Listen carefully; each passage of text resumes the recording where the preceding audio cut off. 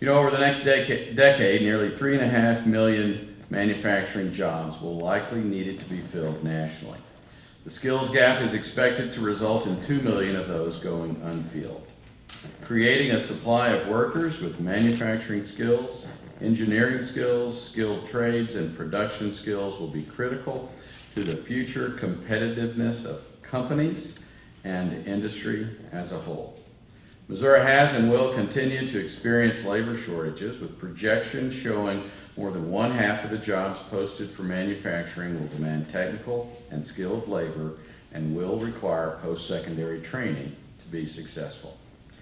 As part of the Missouri State University system, Missouri State University-West Plains operates in one of the poorest congressional districts in the country, with a median income of only 60% of the national average and a 20% poverty rate. Additionally, educational attainment and employment rates in our region lag behind those elsewhere in the state.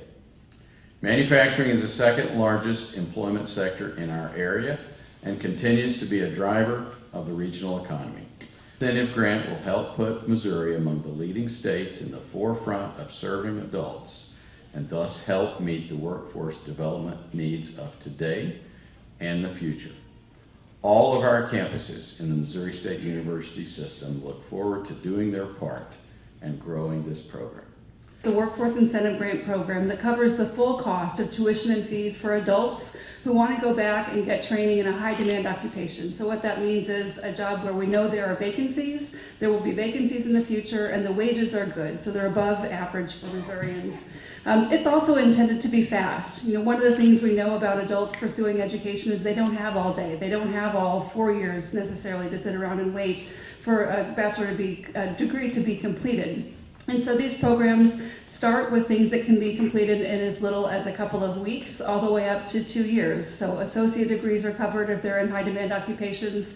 This program is also unique in that it covers students who have some college but no degree, and there's a lot of those people rolling around Howell County. If they're within 2 years of completing that bachelor's degree, they can also use this grant to complete the degree. When I became governor, the two things that I really made priorities in this state was infrastructure and workforce development. I've been around long enough to know if you make too many things a priority, nothing truly becomes a priority. So what we really did try to focus on, I tried to listen to people across this state and says, what is it we need to do to prepare the future of this state? And those two things were the two items that come up time and time again, and really to meet the demands of the workforce. And so many times you can go to conferences in the United States and they put Missouri up there and we're 40th this or 40th that or anything like that. All along I've always thought we're a lot better than that. Nobody beats the workforce that we have in this state. Nobody does. Because I know Missouri people as well as I do anybody, because I'm one of them. And I know what our work ethic is. But I also know that you have to have something more than a high school diploma in today's world.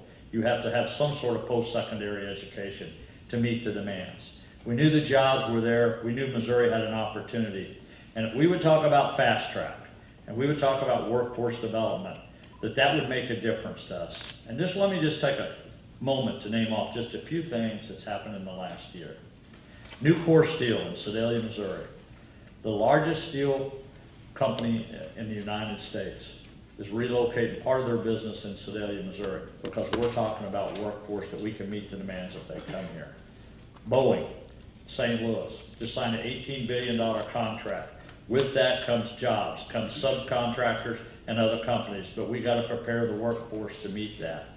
Google coming to Kansas City, announcing they're coming to Kansas City. Square coming to St. Louis. Recently, Bunge, one of the largest agriculture distributed companies and research companies in the world, moving their global headquarters to Creve up in the St. Louis region. The USDA, for the first time in our nation's history, is bringing 2 divisions out of Washington, D.C. and putting them in the Kansas City area. That is a huge move by the federal government to move those here in Missouri. The only reason those businesses are coming to Missouri is because we're talking about workforce development and we can meet them demands. And I am a firm believer, if we give the universities, the community colleges, the trade schools, and K through 12, and government and the private sector will work together, truly work together and not be divided, have the same goal in mind as making sure these young men and women are prepared for the workforce. We truly will make a difference in the state of Missouri, and we will no longer be 40th.